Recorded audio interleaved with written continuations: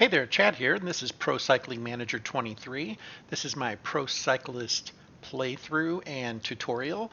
It's basically a beginner's tutorial, as I consider myself to be a beginner in this game. And without further ado, what we will see here is that I have my very first bona fide mountain race. This is a three-stage race. It is the Vuelta Asturias, and the first stage, I was set up to be the team leader. I got to control my teammates. I set up some strategies for handling the wind in the hills, and about a third of the way into the race, this is what happens. Fortunately, that one wasn't catastrophic, but that's basically two races in a row where I've had a crash, considering I almost have never had one in the past. Certainly in this playthrough, my cyclist has never crashed. Thought that was a little unusual. I was able to recover quickly and ended up with a 27th place finish on the first stage. Thought I was doing pretty well there. As you can see from the profile here, stage 2 is much more of a mountain stage than the first stage. And I thought I was doing pretty well, and I learned that I am in the service of the team leaders today. I thought that was a little unusual considering I finished better than the rest of the team. I was 27th. They wanted a top 15. Well, I get it. I still had a pretty good shot, and I'm the best climber that they have. So not quite sure what the team is thinking at this point. Going into the second to last climb, I was at the front of the peloton with, as you can see, 6 Movistar riders, and it was clear we were going to catch the breakaway, and we did. And I had some points from the day before for the King of the Mountains. I had scored 12 points the day before. I decided I was going to take this one. And I get out there and I collect the points for this particular climb. But in doing so, I accidentally generated a breakaway. I didn't really intend to do that. But as you can see, I'm out there and I'm 30 seconds ahead of the peloton, and I'm pulling away as I'm going down this hill. I'm thinking, I'm in good shape here because I should do okay on that final mountain. And, I'm at 52 seconds on the peloton. My energy looks decent. I'm feeling good about this. A little way into the climb, I am over a minute ahead of the peloton. I'm up to minute 11, minute 15. Just pulling away. I'm like, this is awesome, and I'm backing down. I'm not pushing as hard as I was.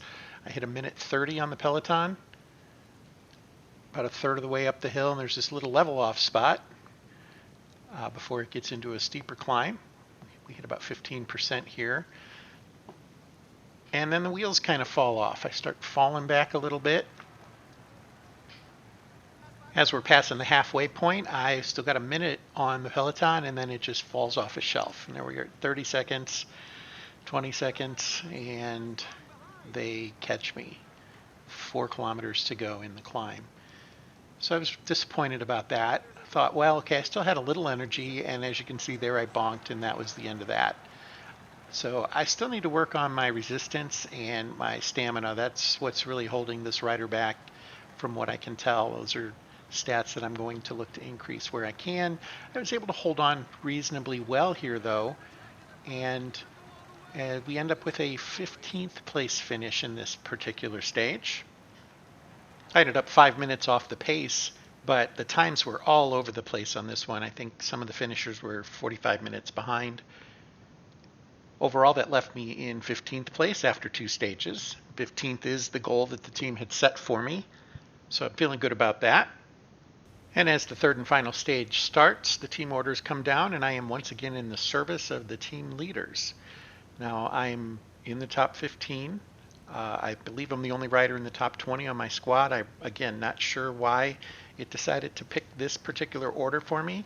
I decided to ignore it and go for the win, or at least try to maintain the 15th place. And I know on this particular course, if I tried to lead for any period of time to try to meet their requirement, there's no way I'd have a good finish. I think the team has sort of written me off at this point, is kind of how it feels if I wanted to role play it. Not quite sure why I didn't have control of anybody on this particular one. I decided to bide my time in the back following a teammate, As you can see, this particular course, less about being mountainy, but it's very punchy. It's got these uh, repeated section with a nice steep climb in there, and I thought, okay, I usually do pretty well on those. Not going to be setting any records, but I felt like I had a pretty good chance of maintaining my 15th place, at least looking like I finish in the top 20 for the overall, and I was feeling good about that. These courses that have the repeated section at the end, I personally always think that gets a little confusing because I have trouble telling who I'm racing against sometimes. In this case, the two riders that I'm following here, that I'm kind of pacing with, turns out are a lap behind, and they're going to make a hard right turn here as the rest of us go on to the finish line and I start to get passed by everybody. So at first I was a little bothered by that, but then I realized, well, not a whole lot more I could do. I maybe could have expended just a hair more energy, but at the end of the day, 22nd place finish. I was kind of crossing my fingers that that would keep me in 15th place or better. And it did. 15th place finish for the GC. I was really happy with that. That's the best finish this rider has had in something like that. And this was against some better teams, I think, looking at those that participated. So I got a good for the general classification. I also got points for best climber. I was in 4th, and for the young rider classification, I was in 3rd. So really happy for that. That was just shy of letting me level up, but that tour ended on the 30th of April, so advancing one day is the end of the month, and I got my points for that. I deliberated for a bit of time, and I ended up selecting Sprinter as the specialization that I chose for this level. And the reason was first of all, sprint is something that I have been wanting to improve, but it gave me a jump in resistance, and it gave me a point in stamina as well. Now, I think all of them would have given me more than 1 point in stamina, but a 3-point jump in resistance felt important, particularly after seeing my rider kind of fall off the hill there on 2 of those stages where it felt like I had a pretty decent chance to finish strong, and then that just didn't happen. I do want to point out that considering the Barador position or specialization is probably a good idea in that case as well, that has to do with the mentality of the rider. Exactly how it impacts the player rider, I'm not entirely sure. It's not really clear on that, but I have to believe it gives you some sort of advantage similar to what it does for the non-player riders. And so I think that would be good. And then of course for my skill, I chose the attentiveness to get the extra experience points each month. And the 1st of May brings with it a few emails, including, due to hitting level 5, we now have new responsibilities on the team. So let's look at that one first. Basically what this is going to tell me is I can make teammate requests. I'm now one of the key components of the team. What this will allow me to do is when I look at my, when we go to team, I can make requests. That's where that happens. And what a request is it's really just saying I would like this teammate to be with me in this particular event. To do that, I can add up to 3 teammates, and I drag them from here into a slot for the particular racing question. So perhaps for the Lillehammer's Classic, I might want to bring somebody that I'm used to helping me in the mountains. So I'll take a look through here. And I think we're going to probably go with Ruda or Lupez. Those are 2 strong riders. Garcia is always strong. Funta is very strong. And then, of course, Fernandez. So we're going to say Fernandez just to show how this works. I'm going to put him right here. And what that means is he will be added to that race. I'm in that race. He will be in that race. Now, there's a chance he would have already been in the race. The team may have picked it. But this will guarantee that he gets added. I have 17 points to spend. That one cost me, I probably had 20. That cost me 3. I could add another teammate. And what I would the reason I would do this is Rutub, for instance, has been a pretty good domestique for me. So I might use him in that fashion, assuming that I'm given some control over the team. Now, as we've seen, not always being given control of the team, and that's fine.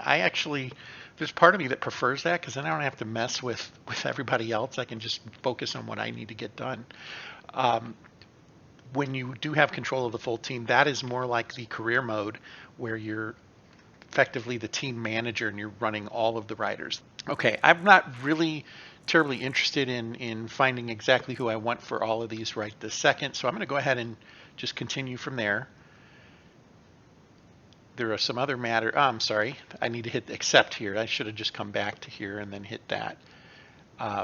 Maybe I messed this up too. Yeah, I went to the wrong one. So new responsibilities is the one I want to accept. There we go. Close mess up there. Fortunately, it didn't mess with us. Then for the contracts, there's an update on our contract situation. So at the beginning of April, we assigned our agent to start talking to another team, and we're going to go and take a look at that. And if I recall, the team was Beat. So their interest in us has come up quite a bit. Now, as you can see, I don't have any assigned again. I have 1 point that I can assign. I could put it back in that team, or I could select another one to work with. And you'll also notice Radio Papa's interest in me has declined a little bit. A little surprising considering I just had a 15th place finish, but not going to worry about that too much. We're going to go ahead and put that point in Beat again and see if we can really get that moving forward for us. As you can see, it will jump up just a little bit there. I'm going to go ahead and hold on to that. And if they end up offering us a contract in a couple of months, great. And if not, we'll probably end up on Radio Papa again. So we will return to the dashboard. So we've now looked at our contracts and we can hit accept here. That will allow that one to clear. We did the new responsibilities and then we have changed our schedule. So at this point, because we rolled over into May, that is the new calendar, and we have the ability to potentially update any of the races that we're going to be in. Again, I don't have a strong preference for any of these one way or the other, but it doesn't hurt to take a look, see if there's something that I might be interested in. So you're always enrolled in your nationals, your national championships. Nothing you can do about that, and it's obligatory, as you can see. But we could register for some of these other ones if it made sense. I just don't know that it does. We could ask to remove it. It would cost us points. It would cost 5 points for me to remove that from my schedule. And if I select that, I would have to confirm it. As you can see, points remaining for the season, that would end up dropping. So I don't want to do that. I actually like that race. Like I said, I don't have a huge preference for them, but some of them I do kind of remember from past seasons that I did pretty well in. This is one of those. So I'm okay with that one. Looks like we're registered in this. That is a punchy race, huh?